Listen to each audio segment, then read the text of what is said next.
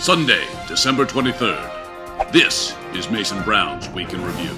Our top story: contrary to Mayan predictions, the world did not end on December 21st, except for one 16-year-old girl whose boyfriend broke up with her.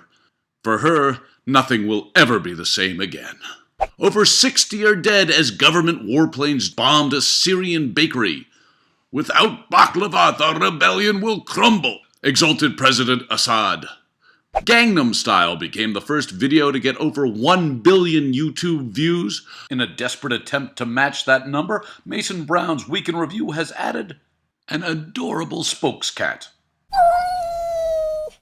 Australian officials shut down a daycare center after 23 baby pythons and their 10-foot-long mother were discovered in the walls. As a result of the shutdown, the children were sent home to play in their dingo-infested backyards. According to scientists, West Antarctica is warming faster than previously thought, but East Antarctica is still plenty cold and properties are holding their value, says realtor Linda Schneider.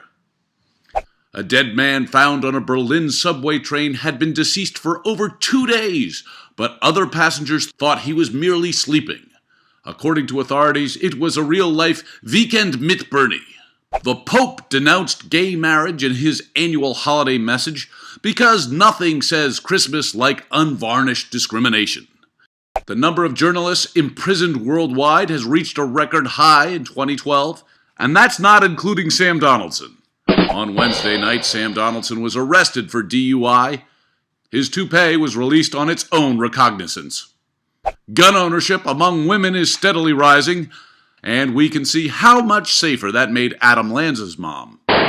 NRA Chief Wayne LaPierre says, "If putting armed police in schools is crazy, then call me crazy." Okay, you're crazy. The Hobbit was still #1 at the box office. How can we be lagging in science when there are so many nerds, wondered Education Secretary Arnie Duncan. Fears of a serial killer in Detroit are on the rise after perfectly diced cubes of human flesh were found in a second sewer pipe. Residents are advised to be on the lookout for a white male carrying a slap chop. The Iowa Supreme Court ruled that it was okay for dentist James Knight to fire his assistant Melissa Nelson because she was, quote, simply irresistible. Women around the country were outraged both by the court ruling and by the fact that they hadn't been fired yet. As for Nelson, she was immediately offered a job working as a clerk for the all-male Supreme Court.